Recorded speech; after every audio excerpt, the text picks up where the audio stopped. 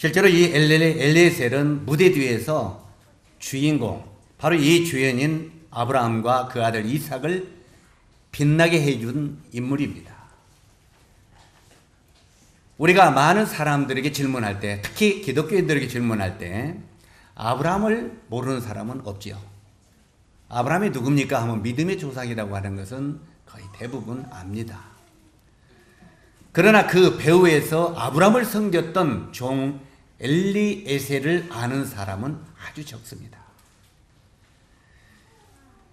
실제로 창세기 15장 2절에 보면은 거기에 아브라함을 위해서 엘리에셀이 잠깐 등장합니다.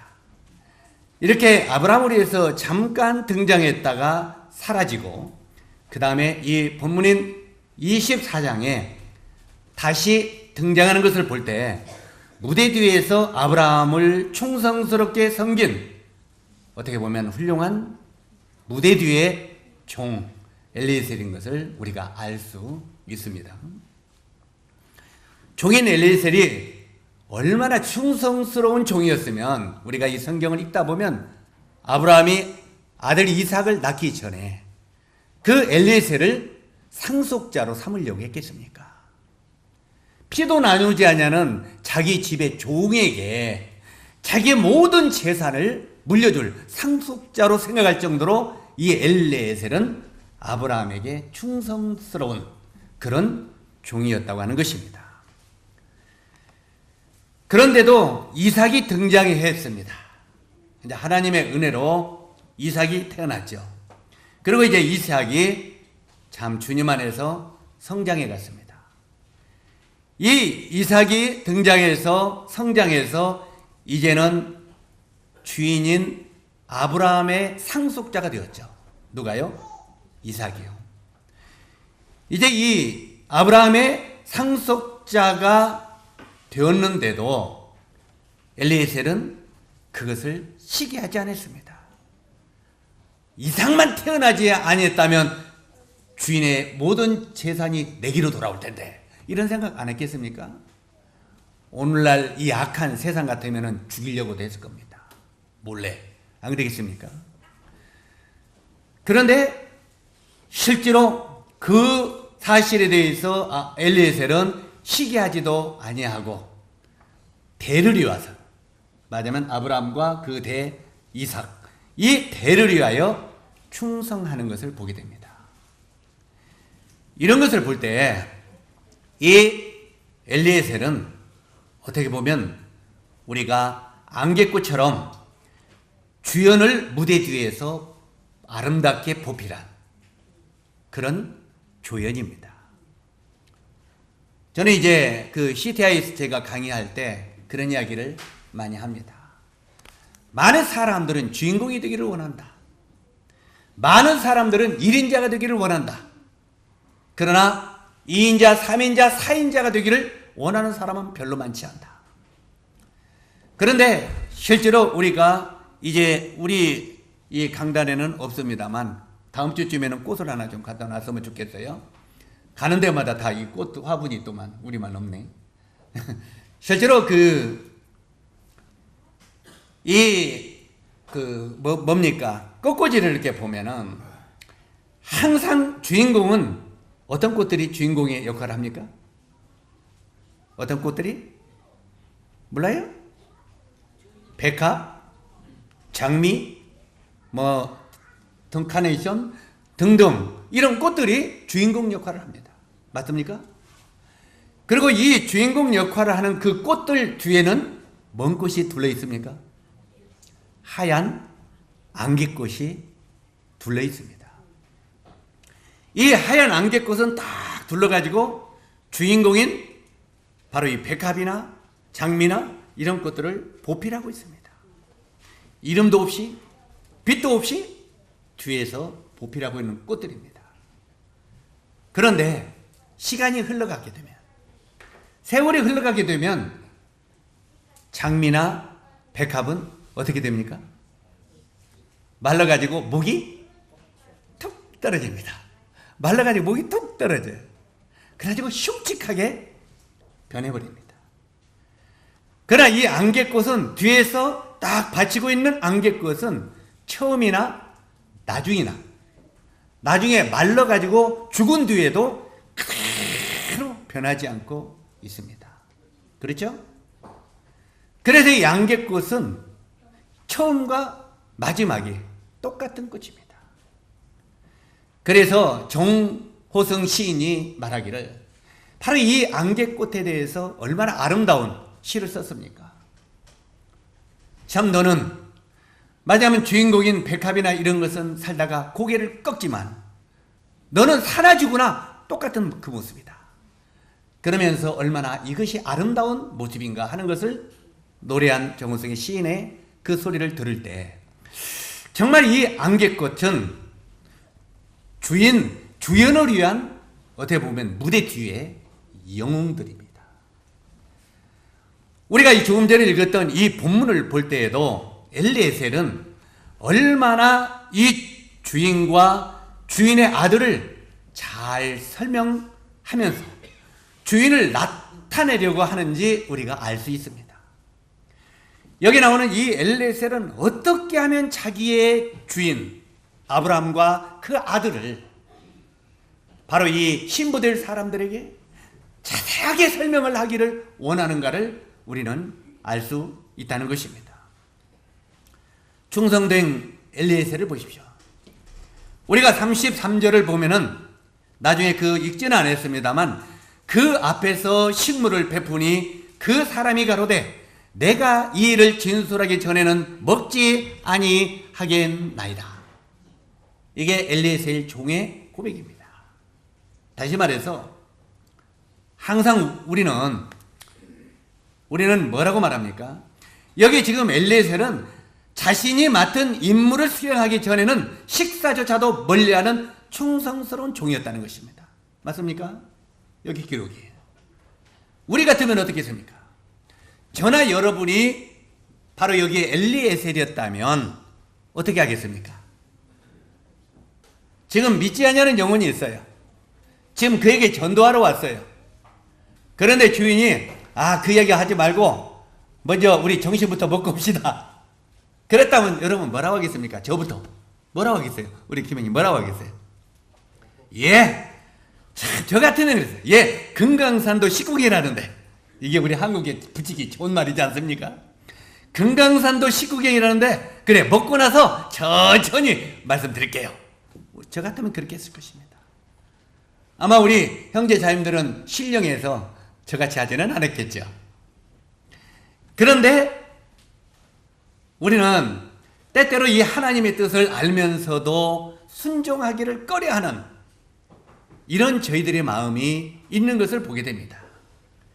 그러나 여기 나오는 이 엘리에셀은 하나님의 뜻을 알았습니다. 어떤 하나님의 뜻을 알았습니까? 우리가 읽었던 마지막에 보면은 하나님께서 이제 주인인 아브라함이 내 종족에게 가서 여기 가나안에서 며느리를 얻지 말고 맞으면은 신부 얻지 말고 내 고향 내 종족에게 가서 이삭을 위하여 신부를 택하라. 이 말은 우리가 영적인 의미로 이방인과 결혼해서는 안 된다고 하는 것을 가르치고 있는 것입니다. 말하자면 같은 믿음의 자녀들끼리 해야 된다고 하는 것이 아브라함이 가르치는 내용이죠. 그래서 내 종족 거기 가서 얻어라. 그래가지고 이제 거기 가서 이제는 이 엘리에셀이 막연하지 않아요. 어떤 신부, 이 주인의 아들의 신부를 이제 얻으러 찾으러 왔는데 막막하잖아요. 그러니까 이 엘리에셀이 기도하잖아요. 뭐라고 기도합니까? 하나님, 저는 잘 모르겠습니다. 그러나 내가 거기 갈 때 제일 먼저 이 우물가에 나와서 나에게 물을 주는 자, 나한테 물 주는 것뿐만 아니라 내가 타고 온 낙타에게도 이 물을 먹이라고 기르주는 그런 여인이 있으면 그런 여인을 제가 하나님이 나에게 선택해 준 여인으로 알고 그렇게 하겠습니다. 그러죠? 그런데 그 우물 곁에 가니까 제일 먼저 누가 뛰어나왔어요? 뛰어나온 게 아니라 물동이를 이제 얻으려고 지고 나왔죠. 누가 나왔습니까? 리브가가 나왔습니다. 리브가가 나오니까 이 엘리에셀 종이 내가 지금 목이 말라 죽겠다. 먼 장거리 여행을 오니라고. 나에게 물 좀 달라. 하니까 예, 잠깐만 기다렸죠. 하고 물을 길러서 그걸 천천히 드세요. 하더니 아무 말 않고 이렇게 낙타를 쳐다보더니 다시 물을 길어가지고 낙타도 얼마나 목이 타겠어요. 아마 이 짐승들도 목이 마르면 이러잖아요. 그래서 이 낙타도 먹이는 그걸 보면서 엘리에셀이 하나님이 나에게 정해주신 배필이라고 믿었죠. 맞습니까? 나의 정해준 배필이다. 그러면 이제 나에게 하나님의 뜻이 여기에 있는 걸 확실히 알았을 때 이제 자기의 주인의 아들을 소개해야 되잖아요. 그런데 이 자기 아들을 소개하는데 아마 저 같으면 이 정도 되면 다 됐으니까 이제 먹고 해야 되겠다 이렇게 할 텐데 여기에 엘리에셀은 내가 이 일을 내가 구하지 아니하면 내가 먼저 절대 먹지 아니하겠나이다. 여기 이 엘리에셀은 하나님의 뜻을 알게 되자 즉시 그 임무를 수행하기를 원했다는 것입니다. 55절에서 56절까지 보면 리브가의 가정은 종에게 호의적이었고 그곳에서 쉬며 먹고 마시고 머물기를 원했습니다. 그러나 종은 이런 편안함보다 자신의 주인의 뜻을 실행함이 더 시급함으로 모든 것을 사양하고 이제 자기가 해야 될 임무를 충실히 수행하는 것을 보게 되죠.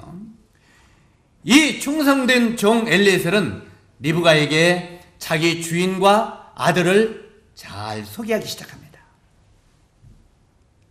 실제로 잘 소개해 주었는데 라반이 리브가에게 뭐라고 말합니까? 라반이 리브가에게 리브가야 너도 들었냐? 예. 너도 가기를 원하냐? 예. 참 이 리브가의 믿음은 대단해. 나는 우리 자매님들이 이런 믿음을 좀 가졌으면 좋겠어요. 리브가가 지금 이삭의 얼굴을 봤어요? 안 봤어요? 본 적도 없고 만난 적도 없어요. 그런데 그 리브가에 대해서 소개만 받았어요. 그죠? 소개만 받았을 때 그런 신랑이라면 내가 가겠나이다. 이게 리브가의 고백입니다. 그런데 우리들은 어떻습니까? 제가 느닷없이 메시지 전하다가 요 이야기로 흘러가니까 우리 처녀자매들이 긴장할까봐 참 조심스럽습니다만 이제 어떡합니까? 빙영아 여기 좋은 신랑이 있는데 좀 이제 한번 만나볼래? 그냥 내가 괜찮으니까 거기 가서 좀 그렇게 하면 좋겠다. 내가 봐야 돼요. 이제 나를 소개해주고 당신은 끝내요. 우리는 보통 그 말이죠. 그래 안 그래요? 전에는 제가 중매할 때 2사람 이상 소개해 본 적이 없습니다. 우리 용주 형제나 뭐 다른 사람들을 소개할 때는 1번 내지 2번 이상 소개해 본 적이 없어요. 그냥 이런 자매가 있는데 이렇게 했으면 좋겠다. 이런 형제가 있는데 내가 볼 때 괜찮으니까 했으면 좋겠다. 하면 그때는 예 괜찮으면 그냥 순종할게요. 그다 한번 보고요. 그러면서 거의 그냥 이유 달지 아니하고 했어요. 그런데 그 사람들이 잘못 살던가요? 날마다 싸우고 이혼하고 하던가요? 많습니다. 가정적으로 이러고 잘 살죠. 그런데 자기의 뜻, 자기의 주장, 자기의 분별 이렇게 하는 사람들은 나중에 살 때마다 얼마나 디릭디릭 싸우는지 몰라요. 왜 자기가 옳다고 분별했는데 왜 나중에 싸우고 막 사내 못 사내고 튀쳐나오고 그래. 이상하지 않아요? 자기 생각은 한계가 있다고 하는 거예요. 오늘날 이렇게 됐는데 실제로 우리들도 이 리브가의 믿음을 우리가 이론이 아니라 실제로 배울 수 있게 되기를 바랍니다. 우리 수환이 형제도 아이자매 전에 얼굴 한 번도 안 봤다고 그랬잖아요. 사진만 봤어요. 사진만 보여줬어요. 그리고 얼굴만 봤고 부모와 중매장이의 소개만 듣고 주님의 뜻이라면 순종하겠습니다. 그리고 약혼식 날짜 다 받고 그 다음에 약혼 할 때 그때 다 친 얼굴을 봤어요. 여러분 그렇게 할 수 있겠습니까? 그러면서 주님의 뜻이라면 이거 굉장히 중요합니다. 이론이 아니에요. 주님의 뜻은 이론이 아니라 실제 말씀에 적용시키는 게 믿음입니다. 우리는 믿음이라고 말하면서도 항상 내 생각과 맞지 않으면 믿음은 저리 가요. 내 생각과 맞아야 돼. 그런데 믿음이라는 것은 하나님의 뜻이라면 서령 그 상대방이 얼굴이 없고 째보라 할지라도 내가 따르겠습니다. 이런 마음을 가져야 돼요. 이야기가 좀 흘러갔습니다만 리브가가 나오니까 이야기를 안 할 수가 없습니다만. 자, 여기 이 리브가에게, 그러나 엘리에셀은 이 리브가에게 자기 주인과 그 아들을 잘 소개해 줬습니다. 이러이런 신랑이라고. 또 하나님이 이렇게 했고, 또 지금까지 하나님이 이렇게 인도해 주셨다고. 그랬을 때 리브가는 그걸 받아들이고 이제 가겠다고 했습니다. 그러니까 이 오빠인 나반이 리브가에게 그렇게 말합니다. 천천히 준비해서 떠나라. 천천히 며칠 더 있다가 천천히 가면 안 되겠느냐 하니까 리브가는 나도 그곳에 빨리 가고 싶다고 말합니다. 자, 이것은 우리가 영적인 의미로 신랑 되신 예수님께 여러분 빨리 가고 싶다고 하는 마음 있습니까? 지금 그런 의미입니다. 우리 마음속에 정말 그 나라와 그 신랑 되신 예수 그리스도 그 나라에 빨리 가고 싶은 마음이 우리 마음에 진실로 있느냐 이 말입니다. 이 리브가는 그랬습니다. 여기에 종 엘리에셀이 자기 주인의 훌륭한 가문, 그 다음에 인품, 배경을 잘 소개해 주었기 때문에 리브가가 그렇게 결정을 할 수 있었을 것입니다.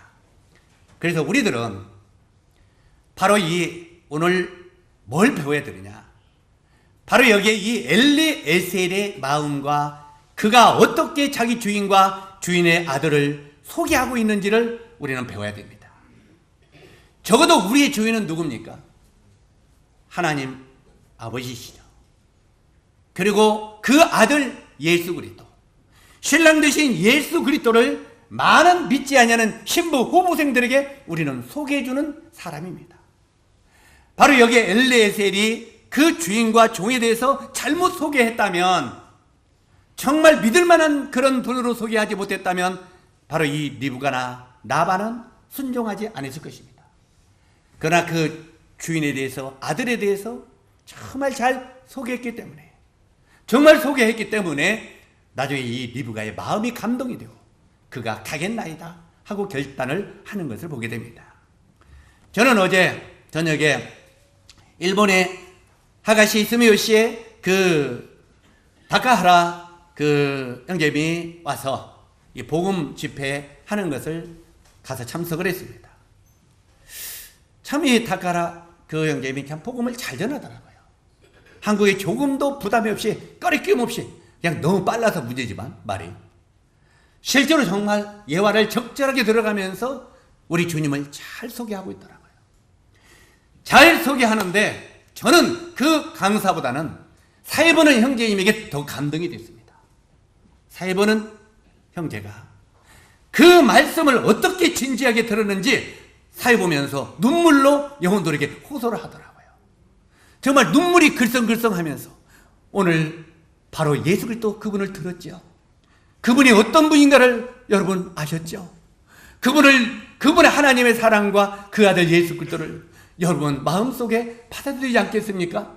하는데 이 사유가 눈물을 툭툭 떨어지고 글썽이면서 이 설명을 하는데, 얼마나 그 복음의 주인공인 예수 그리스도를 진지하게 소개하고 눈물로 소개하고 그 영혼들이 정말 믿기를 원하는 그런 마음으로 사유를 보는가 하는 걸 볼 때, 야, 정말 그 메시지에 매료되어 있구나. 사유가 정말 메시지에 자기가 감동이 돼서 우리 주님의 은혜를 그렇게 소개하고 있구나. 그걸 볼 때 우리가 오늘 아까 조금 전에 그 사유 보는 형제가 우리의 예배나 우리의 집회나 이런 것들이 형식적이 되어서는 안 된다 이 말이에요. 정말 진지하게 하나님과 우리를 사랑하신, 희생하신 예수 그리스도 그분을 우리가 진지하게 소개해주는 이건 일이 필요하다. 적어도 우리가 초청장을 주고, 적어도 우리가 그들을 초청할 때 눈물로 우리 하나님이 당신을 얼마나 사랑하셨는가, 우리가 믿고 있는 예수 그리스도가 당신을 위해서 얼마나 희생하셨는가 눈물로 그들에게, 가족들에게 소개한다면 그들의 마음이 편하지 않겠습니까? 그냥 믿으려면 믿고 말라고 말아, 너나 믿어라 그러죠. 내 마음에 진실함이 없는데 어떻게 영혼들의 마음이 움직일 수 있겠느냐는 말입니다. 여기에 이 엘리에셀은 자기가 죽으면 죽으리라, 내가 이 우리 주인과 주인의 아들을 진정하게 소개하지 아니한다면, 이 말을 진솔하지 아니한다면 내가 밥을 먹지 않겠습니다. 내가 죽느냐 했더라도 우리 주인을 소개하겠습니다. 지금 그 말 아니겠습니까? 적어도 이런 마음으로 실제로 엘리에셀은 자기 주인의 훌륭한 가문, 인품, 배경을 소개해 줬다는 것입니다. 적어도 우리가 하나님의 나라에 대해서 소개할 때 하나님의 나라가 얼마나 귀한 것인가를 진솔하게 소개해야 되지 않겠습니까? 그런데 내가 그 하나님의 나라를 진솔하게 믿고 있고 기다리지 않는다면 어떻게 소개할 수 있겠습니까? 하늘나라 좋은 거요. 너 가봤어? 아니, 그냥 좋은 거요. 이 정도 소개하랍니까? 정말 내가 그 나라를 얼만큼 사모하고 있고 그 아들 예수 그리스도를 내가 얼마나 경외하고 있는가를 먼저는 마음속에 생각하고 그 영혼들에게 진솔하게 소개해야 된다는 것입니다. 사랑하는 형제, 참여님들이요, 우리는 우리의 주인 되신 하나님과 아들과 그 나라를 우리 자신들이 얼마나 잘 알고 있느냐 그 말이에요. 먼저는 내가 얼마나 그 나라를 잘 알고 있느냐 그 말이에요. 그리고 우리의 생명의 주인을 사람들에게 우리들은 어떻게 소개하고 있느냐 그 말이에요. 어떻게? 우리는 나 자신이 얼마나 충성된 주인지를 생각해 보시기를 바랍니다. 이 엘리에셀을 보면서 정말 나는 나의 주인과 그 주인의 아들에 대해서 내가 얼마나 충성스러운 종인가, 이걸 한번 우리 같이 생각해 보자는 것입니다. 우리는 하나님을 나의 왕으로, 하나님을 예수 그리스도를 하나님을 나의 왕, 나의 주인으로 정말 내 안에 믿고 있느냐 그 말입니다. 하나님이 여러분의 왕 되심을 믿습니까? 하나님이 여러분의 주인 되심을 믿습니까? 말로는 믿는다고 하죠. 그런데 만약에 지금이 왕권 시대라고 해보세요. 왕이 제시가, 죄송합니다, 제시가 너 화요일날 낮에 12시에 빨리 여기 교회로 와라. 왕이 그렇게 했다면 오겠습니까? 안 하겠습니까? 예? 왕이 명령하면 왜 안 와요? 아니 지금 저기 직장에서 이러고 있다고요. 돈 벌고 일하고 있다고요. 근데 왕이 제시가 와라. 그럼 오겠어요? 안 오겠어요? 목이 날아가는 한이 있어도 올 겁니다. 왜? 왕의 명령은 절대적이어야 돼요. 맞습니까? 이게 바로 왕의 권위를 인정하는 삶입니다. 세상의 어떤 것보다 나의 왕, 나의 주라고 고백하는 것은 실제로 그분을 그만큼 신뢰하고 경외하는 것입니다. 우리가 마태복음에 보면은, 이 마태복음 16장 15절로 16절에 보면은 예수님이 제자들에게 말합니다. 너희는 나를 누구라 하느냐? 한번 따라서 하세요. 너희는 나를 누구라 하느냐? 우리에게도 지금 주님은 똑같이 질문을 던집니다. 너는 나를 누구라 하느냐? 지금 여기 보면 제자들에게 예수님이 너희는 나를 누구라 하느냐? 질문하고 있습니다. 여러분에게 예수님이 너희는 나를 누구라 하느냐? 여러분은 뭐라고 대답하겠습니까? 여기에 베드로가 그렇게 대답합니다. 시몬 베드로가 대답하여 이르되, 한번 따라서 하세요. 주는 그리스도시요 살아계신 하나님의 아들이십니다. 이 고백은 우리가 암기하는 고백이 아닙니다. 때때로는 내가 이 성경의 말씀, 하나님의 말씀을 암기하면서 그 말씀을 믿는다고 착각합니다. 우리가 요한복음 11장에도 다시 반복해서 말하자면, 그 나사로의 두 동생인 마르다와 마리아가 이제 그 오라비가 죽었죠. 그때 예수님이 거기에 찾아옵니다. 나는 부활이요 생명이니 나를 믿는 자는 죽어도 살겠고. 자, 나를 믿는 자는 죽어도 살겠고. 살아서 나를 믿는 자는 영원히 죽지 아니하리니. 그 다음에 뭐라고 말합니까? 너는 나를 믿느냐? 이렇게 말합니다. 그때 마르다가 뭐라고 말합니까? 주여, 부활 때 다시 살아나는 것을 내가 믿겠습니다. 마르다는요, 죽은 자가 살아나는 것을 믿기는 믿는데 어느 때? 부활할 때, 그때 내가 다시 살아나는 걸 믿습니다. 그러니까 예수님이 아니다, 지금 살아나는 걸, 내 말을 믿으면 지금 살아나는 걸 믿느냐? 그래, 주님 믿습니다. 우리는 때때로 주님이 믿느냐 하면 예, 믿습니다 이렇게 말합니다. 그런데 예수님이 그래, 믿으면 내려가자 하면서 무덤에 돌을 옮겨 놓으라. 주여, 죽은 지가 나흘이나 되어서 썩은 냄새가 납니다.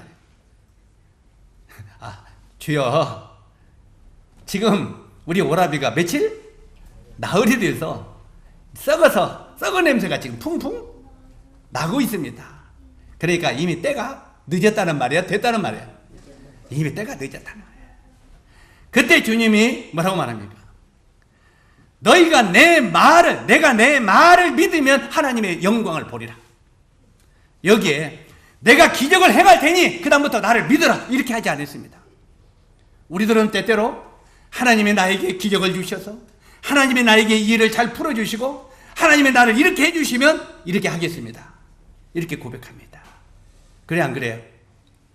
더 쉬운 말로 하면 하나님이 나의 사업을 잘 풀어주셔서 하나님이 나에게 정말 봉급을 많이 받는 걸로 해 직장을 보내주셔서 내가 봉급을 많이 받고 아니면은 내가 사업을 해서 돈을 많이 하면 주님께 많이 드리겠나이다. 그러면 주님이 그 다음에 뭐라고 질문하겠습니까? 그러면 좋은 걸 안 해주면 어떻겠래? 그럼 못하죠. 이게 우리 마음입니다. 그래 안 그래요? 그런데 성경은 극한 가난 중에 풍성한 연보를 했다고 말합니다. 다시 말해서 없을 때 못하는 사람은 있을 때도 못한다는 것입니다. 우리는 착각 속에 빠져요. 있으면 잘할 것 같지만요, 있으면 더 못합니다. 왜요? 100만 원에 10만 원은 적은 것 같지만 1억에 1000만 원이면 엄청나게 큰 것 같아서 아까워진 것입니다. 그래서 부자가 천국에 들어가는 것이 낙타가 바늘기로 들어간 것보다 더 어렵다고 말하는 것입니다. 실제로 우리가 주님이 우리들에게 원하는 것은 네가 가난할 때, 어려울 때, 힘들 때 그때 해봐라 그 말. 그때 믿음으로 하면 내가 너에게 축복하겠다. 그러니까 네가 행동으로 옮기면 그 다음에 축복하겠다는 거지, 주님이 나에게 기적을 보여주면 내가 그때 하겠습니다, 이건 하나님 듣지도 않고 쳐다보지도 않습니다. 너는 네 믿음대로 해라. 네가 그 믿음이라면 그대로 해라. 그래서 실제로 여기에 이 시몬 베드로가 대답한 고백은 주는 그리스도시요 살아계신 하나님의 아들이시다. 이것은 그냥 성부를 외운 것이 아니다 이 말입니다.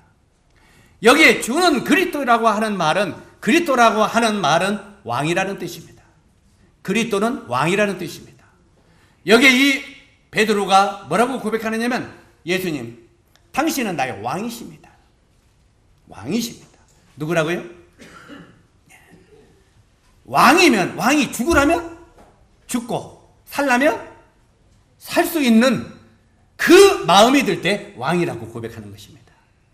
바로 여기에 실제로 시몬 베드로가 당신은 그리스도시오, 그리스도시오, 주는 그리스도시오. 여기 보면 주는 그리스도시오로 그렇게 했는데, 주라고 하는 말은 나의 주인님이시오 이 말입니다. 그러니까 이미 베드로는 예수 그리스도, 하나님과 예수 그리스도를 나의 주인으로, 나의 왕으로 믿고 있다고 고백한 것입니다. 그리고 당신은 하나님의, 살아계신 하나님의 아들이라고. 그때 예수님이 뭐라고 말합니까? 바요나 시몬아, 내가 복이 있도다. 이것을 알게 하니는 내가 아니라 내 안에 계신 아버지시라. 그러면서 성령이 너를 깨닫게 하였다 이 말이죠. 때때로는 우리 마음속에 성령이 하나님의 말씀을 깨우치기를 원해야 됩니다. 성령이 우리 마음 가운데 확신을 주고 깨우치게 될 때 우리는 우리의 생명도 그분 앞에 드릴 수 있게 된다는 것입니다. 그래서 우리는 제일로 우리 신앙생활에 중요한 것은 성령이 내 마음속에서 나를 인도해 가기를 우리는 항상 구해야 됩니다.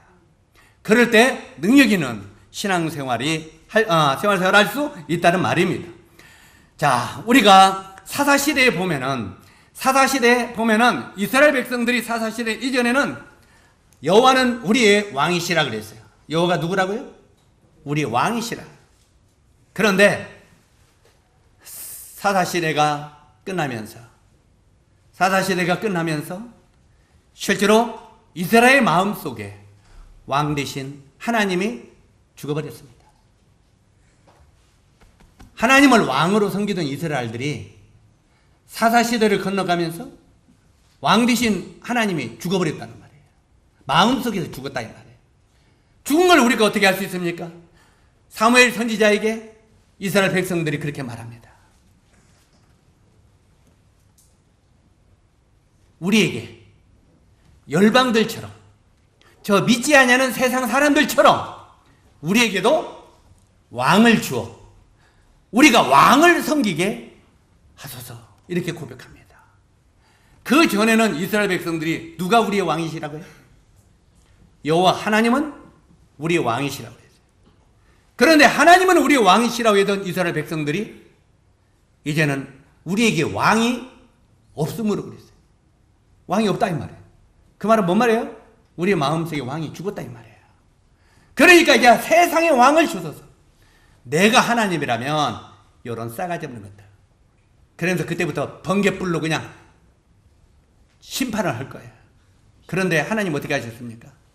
사무엘아, 사무엘은 그 마음이 굉장히 괴로웠다고 그랬어요. 이들이 왜 하나님을 왕으로 안 섬기고 있나? 괴로워서 근심하고 있으니까 사무엘아, 그들이 원하는 대로 왕을 세워주어라. 그래서 하나님은 그 근본이 사랑이셔. 하나님을 우리같이 생각하지 마세요. 하나님은 근본이 본성이 사랑이셔. 하나님은 사랑이시라.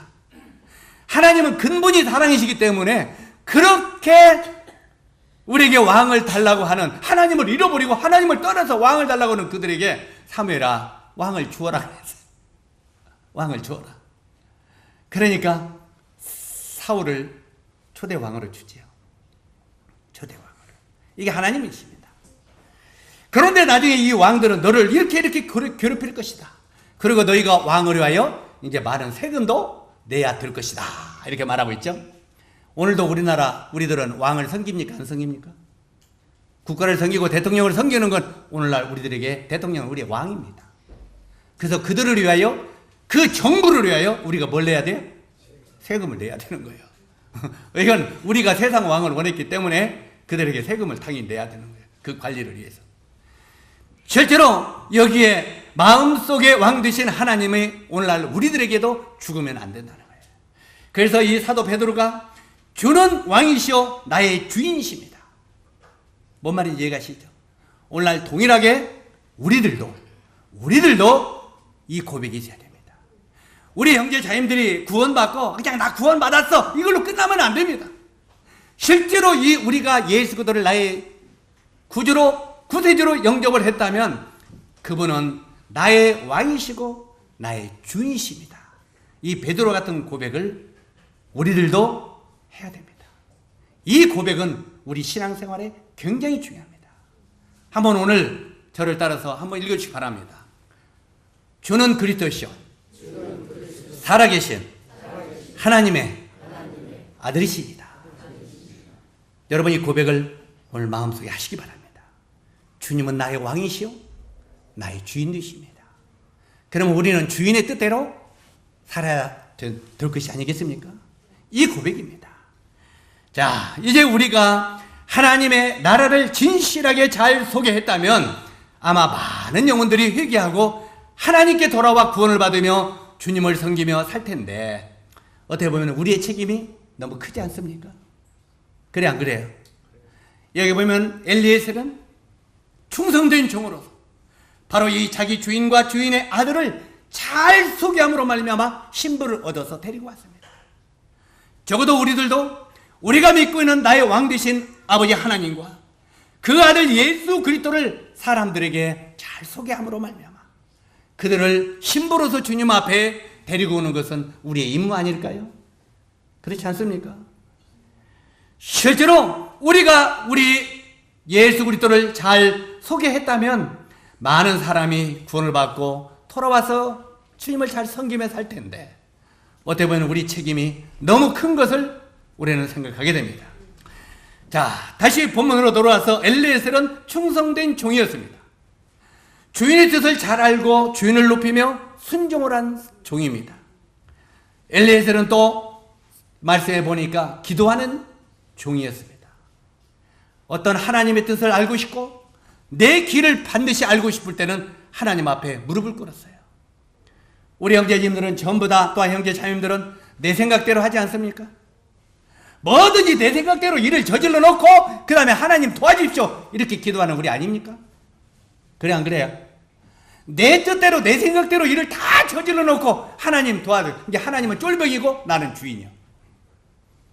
내가 주인으로서 일을 저질러 놨으니까 하나님은 종으로 나의 뒤를 치닫거리 해주세요. 이런 기도가 될 수 있다 이 말입니다. 적어도 내가 하나님이 나의 주인이요 정말 나의 왕이라고 믿는다면 여기에 나오는 엘리에셀처럼 하나님 정말 어떤 길을 어떻게 해야 되겠습니까? 하나님이 어떻게 보여주기를 원하십니까? 하나님이 나에게 그 길을 보여주시면 내가 순종하고 따르겠습니다. 이게 진실한 고백이라는 말입니다. 여기에 엘리에셀 그는 그의 기도는 자신의 뜻을 위한 기도가 아니라 주인의 뜻을 위한 기도였습니다. 우리들은 기도할 때도 전부 내 뜻을 위한 기도를 합니다. 그래 안 그래? 내가 아프니까, 내가 힘드니까, 내가 어려우니까, 우리 가정이 어려우니까 이거 도와달라고 나를 위한 기도입니다. 그래 안 그래요? 때때로는 우리가 성경을 읽어보면 우리들에게 찾아오는 모든 환난을 하나님이 나를 가르치고 깨닫기 위한 하나님의 뜻입니다. 그런데 하나님이 나를 깨닫기 원하시고 내가 나를 일깨우기 원하는 그 뜻은 우리는 배우려고 하지 않습니다. 그래 안 그래요? 하나님은 우리를 깨닫기를 원해서 우리들에게 시련을 주시는데 우리는 그것은 배우기 싫고 그것은 내가 수능하기 싫고 그냥 잘 풀리게만 해주십시오. 이게 우리의 기도예요. 그런데 여기 엘리에셀은 자기 뜻을 위한 기도가 아니라 주인의 뜻을 위한 기도를 하고 있었습니다. 우리 예수님이 먼저 모범을 보였죠. 아버지 하나님, 성자 하나님이 성부 하나님께 기도합니다. 아버지 하나님, 내가 이 십자가를 지어야만, 겟세마네 기도가 그 기도죠. 내가 이 십자가를 지어야만 인류를 구원할 수가 있습니까? 내가 십자가를 지지 않냐고는 죄 가운데 빠진 인류를 구원할 길이 없습니까? 만약에 내가 십자가를 지지 아니하고도 사람들을 구원할 길이 있다면 그 길을 걷게 해주십시오. 그러나 내 뜻대로 말고 아버지 뜻대로 되기를 원합니다. 아버지 뜻이 아들이 십자가에 죽는 것이 아버지의 뜻이라면 나는 십자가에 안 죽기를 원하지만 다른 구원의 길이 있다면 그걸 따르기를 원하지만 아버지가 내가 십자가에 죽는 것이 아버지의 뜻이라면 내 뜻대로 말고 아버지의 뜻대로 되기를 원합니다. 철저하게 아들 되신 예수 그리스도는 아버지의 뜻대로 이루어지기를 기도했습니다. 오늘날 우리들도 우리의 삶 속의 모든 것이 아버지의 뜻대로 이루어지도록 기도해야 됩니다. 하나님, 내가 이 길을 걸어가는데 이게 아버지 보시기는 어떻습니까? 또 나에게 이런 환경이 찾아오는데 아버님은 이걸 통해서 나에게 뭘 가르쳐 주기를 원하십니까? 하나님의 뜻을 내가 먼저 배우기를 원합니다. 내가 하나님 앞에 내가 감겨져 있는 것이 있습니까? 내가 하나님을 경외하지 못하는 것이 있습니까? 아직도 내가 죄 가운데 살아가는 게 있습니까? 그럼 먼저 그걸 깨닫게 해주십시오. 그리고 주님의 뜻이 내 삶 속에 이루어지기를 원합니다. 이렇게 기도해야 된다는 것입니다. 엘리에셀은요, 주인의 모든 것을 다 들여 중매를 성공시키는 충성스러운 종이었습니다. 여기에 그 리브가를 데리고 오기 위하여 이제 그가 마음에 딱 주님의 뜻을 불멸했을 때 그 당시에는 코걸이도 차고 다니었던가 봐요. 코걸이, 목걸이, 그 다음에 손 반지 다 주었죠. 그러니까 이것은 바로 이 엘리에셀은 주인을 위하여 주인의 아들을 위하여 모든 것을 다 들여 중매 성공시키는 충성스러운 종이었다는 말입니다. 오늘날 우리들도 한 영혼을 주님 앞에 인도하는데 우리에게 가진 물질을 최선을 다해서 사용하면서 그들을 주님 앞에 인도하는 그런 종이 충성스러운 종이 된다고 하는 걸 배우게 되기를 바랍니다. 자, 이제 리브가를 보겠습니다. 이 리브가의 믿음의 결단도 어떻게 보면 대단했습니다. 그렇죠? 아브라함과 이삭의 이야기를 듣고 믿고 신뢰함으로 선택한 이것이 바로 믿음의 결단입니다. 이 리브가의 이게 믿음의 결단이에요. 그는 아브라함과 이삭의 이야기를 종으로부터 들었죠. 듣고 결단합니다. 또 리브가는 먼 여행길을 가면서도 종에게 신랑에 대한 이야기를 많이 들으면서 갑니다. 그러죠? 자, 지금 신랑이 될 리브가에 대해서, 리브가는 이삭을 한 번도 얼굴을 본 적이 없습니다. 그런데 지금 그 이삭을 만나기 위하여 걸어가죠. 종과 함께 걸어가는 게 아니라 낙타를 타고 갑니다. 타고 가면서 옆에 있는 종에게 계속 듣습니까? 안 듣습니까? 아마 여기 성경은 안 나왔지만, 엘리에셀, 그 이삭 잘생겼어? 키는 얼마나 돼? 이제 가면서 물어봤겠죠. 이제 여기는 성경에는 없지만. 그래, 안 그래? 아마 가면서 이 엘리에셀은 이삭과 아브라함에 대해서 못 이야기한 거, 그것을 아마 최선을 다해서 리브가에게 설명해 줬을 것입니다. 우리들도 지금 구원을 받고 아직 신랑 되신 예수 그리스도를 만난 적이 있습니까? 없습니까? 만난 적이 없습니다. 그러나 우리는 예수 그리스도의 은혜로 구원을 받고 지금 천성을 향해 나그네 여행길을 성령님과 함께 가고 있는 것입니다. 누가 함께 간다고요? 성령님과 함께 나그네 여행을 지금 가고 있는 것입니다. 신랑 되신 예수님에 대해서 들으면서 가고 있습니다. 우리가 성경을 보면은 성부 하나님은 설계자시고 성자 하나님은 실천자시고 성령 하나님은 증거자시라고 말씀을 드렸어요. 그죠? 증거자신 성령님이 누구에 대해서 증거합니까? 예수 그리스도에 대해서 증거하고 있습니다. 지금 성령님이 우리를 믿게 하고 깨닫게 하고 우리와 함께 동행하면서 예수 그리스도 또한 하늘나라에 대해서 성령이 우리 마음 가운데 계속 가르치면서 소개하면서 우리는 천성을 하여 떠나가고 있는 나그네들입니다. 신랑 되신 예수님에 대해서 들으면서 가고 있는 것입니다. 그렇다면 이 리브가가 그 이야기를 듣고 가면서 설레겠어요? 안 설레겠어요? 그냥 얼굴이 그냥 찌뿌둥하면서 이러고 갔겠습니까? 아이고 그냥 거기가 먼 길을 어떻게 가냐 이러고 갔겠습니까? 우리 옛날에 연애들 해보셨어요? 해봤죠. 김행님도 해봤고. 여기 하면 아무리 멀리 있어도 가는 것이 멀게 느껴지던가요? 네, 멀게 느껴지네. 참, 내가 민경이 보고 야, 저 대전 좀 갔다. 아이고 그렇게 멀리. 야, 저기 구미 저 준순의 집 좀 이것 좀 갔다 와라. 예. 준순은 어때?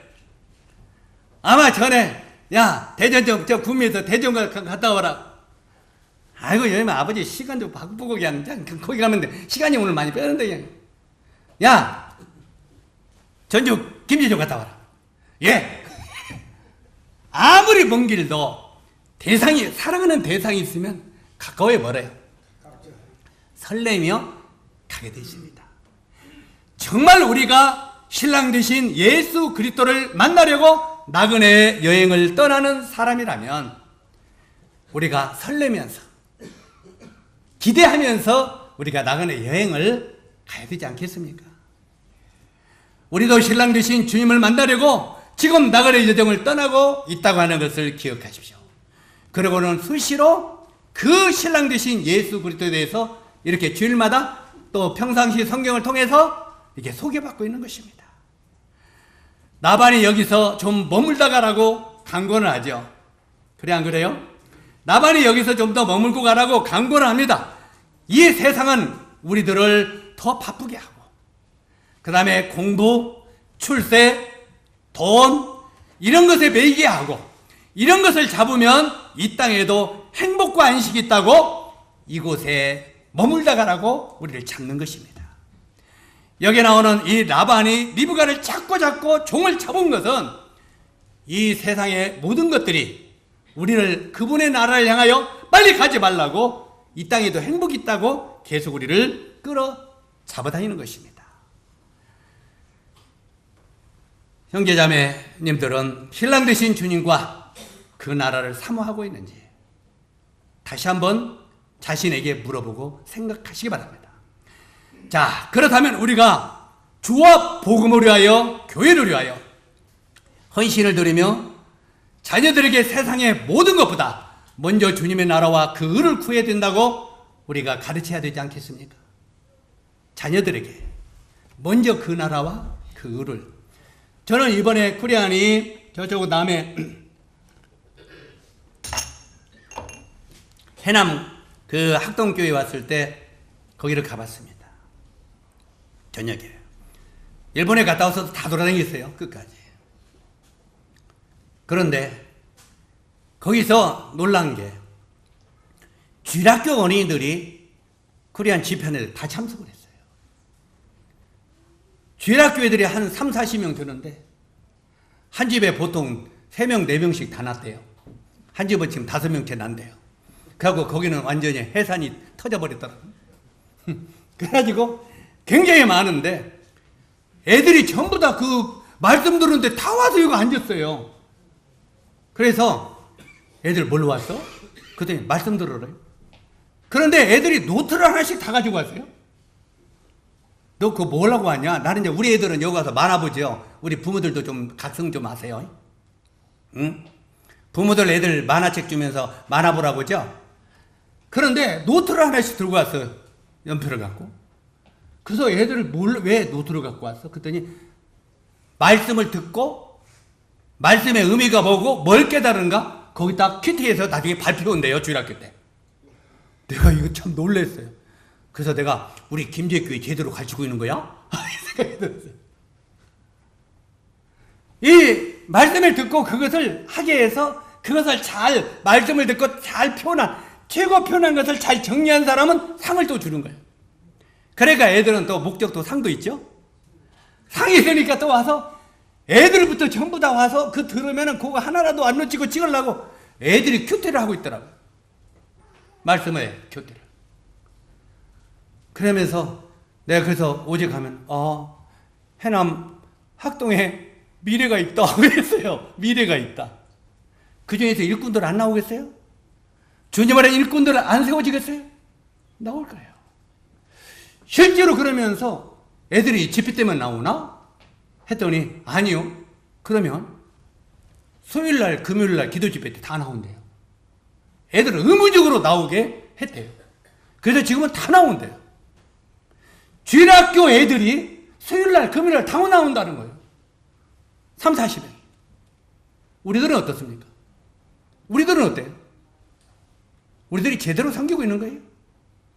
우리는 때때로 일요 성도가 되고 있는 거 아닙니까?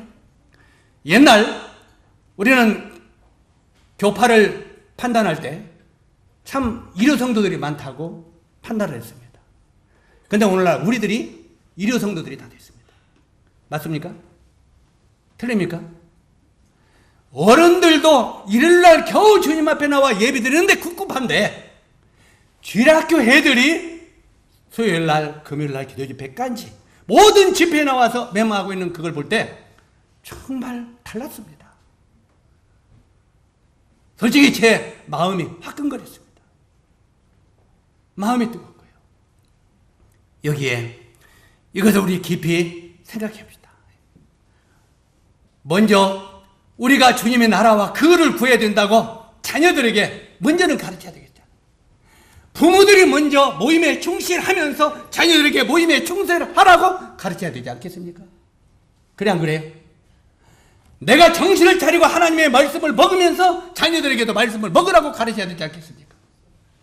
나는 하지 아니하면서 자녀들에게 하라고 하는 것은 뭔가 잘못됐죠. 진짜 잘못됐죠. 그냥 구약 성경의 엘리 제사장처럼. 엘리는 뭐라고 했습니까? 애들아, 너희들의 안 좋은 소리, 나쁜 소식이 내 귀에 들리는구나. 그리 말라. 누굽니까? 엘리 제사장. 엘리 제사장은 영적으로 타락된 그런 제사장이죠. 그 아들들이 2명이 불량자였어요. 굉장히 불량자인데 그 소리 들 때 얘들아 그리 말라. 너희들의 안 좋은 소리가 내 귀에 들린다. 그러면서 제재를 안 했어요. 자기들의 못된 행동을 제재를 안 했다는 거예요. 그때 하나님께서 엘리에게 뭐라고 말합니까? 너희 집의 대대로 나이가 50이 넘어가지 못할 것이다. 일찍이 다 죽을 거다. 그리고 너희 족보가 끊길 것이다. 그들은 정말 비극으로 인생을 마쳤습니다. 실제로 우리들이 자녀들을 바르게 가르치려면 먼저는 우리가 정신을 차리고 깨어있어야 됩니다. 내 자신이 주님 안에 분명히 먼저 그 나라와 그것을 구할 때 자녀들에게도 그렇게 살아라고 가르칠 수 있다는 말입니다.